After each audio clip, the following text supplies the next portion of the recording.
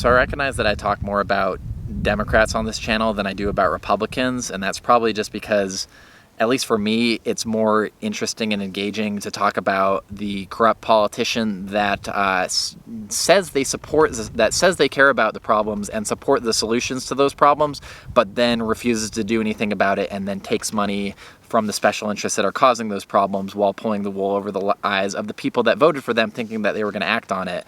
That being the standard Democrat, than it is to talk about the Republicans, which oftentimes don't even say they care about those problems and will instead identify problems which are like non-existent and xenophobic and like made up and kind of ridiculous in my view, and then let alone the solutions to those problems, which they don't even talk about. They almost never say they support the solutions, and so I just, as a consequence, was like, do I really need to talk about this? It should be pretty clear to people, but I think I should talk about it once in a while, and so I will right now with respect to Republicans and unions. And I think that's an interesting example because Republicans are very anti-government. They're like the anti-government party, but they also hate unions. Like there's like almost no Republican support for unions. It's one of the reasons that the Democrats have been able to get away with kicking the unions in the face for like 50 years now, while never having the unions really support the Republicans, because the Republicans are even worse. So the Democrats know they're the only show in town, so that allows them to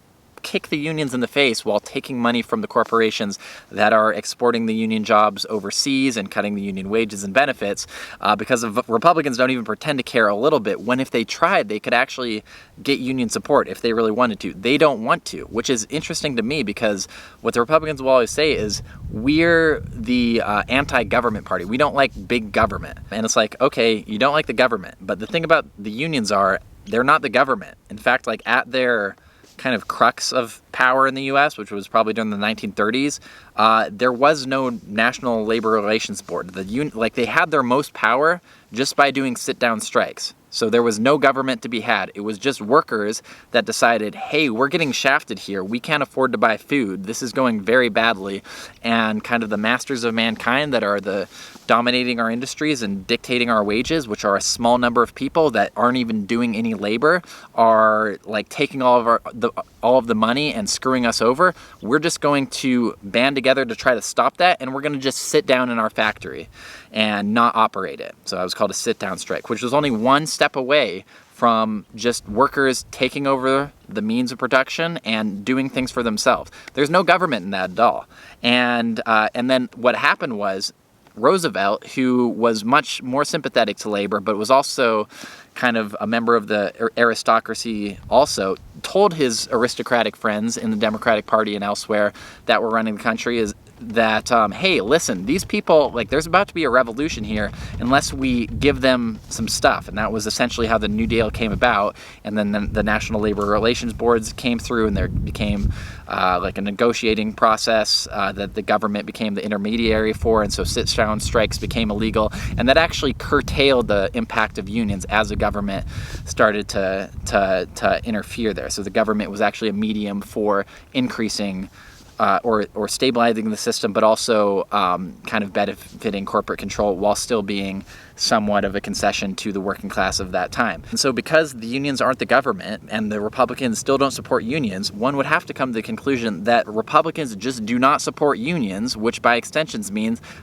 Republicans just don't support the ability of people who work all day with their hands, Republicans, many of them themselves, to increase, like to have any power or leverage at all over business, over this very small number of people. And that's like kind of like a ringing indictment of the Republican Party in my view, as well as the Democrats also, that they'd allowed a party like this to win over the support of those people by being such a co-opted, dysfunctional alternative, the Democrats being, that those people that are getting shafted by the Republicans who don't support unions at all are now getting more Republicans and working class people that would be beneficiaries of strong unions to support the Republican Party. That's more of a commentary just on the political scene at the moment. And so I bring that all up just to say that it's not that Republicans hate unions because they're like the government, or that one thing they'll say is that it's like unions are like Marxism and socialism. And it's like, first of all, nobody is a Marxist or socialist in the U.S. hardly. Like, nobody even knows what it is. They probably couldn't name, 2 sentences that Marx ever wrote.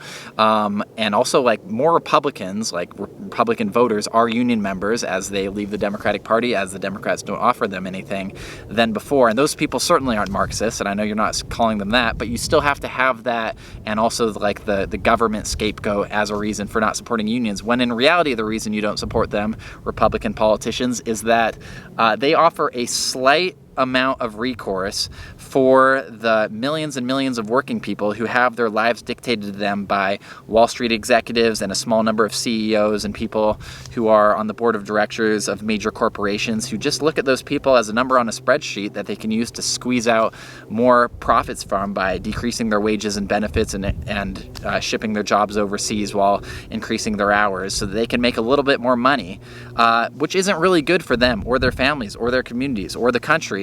But if they have no way to negotiate, and they have no way of banding together to slightly counteract those trends, then that's just what's going to happen. And that is what's been happening. And that's what the Republican politicians want to happen. And that's why they are so anti-union. And so that's one thing to keep in mind for anybody that would ever consider supporting Republicans in their current iteration, because they really hate you if you're a regular person. So one thing to keep in mind.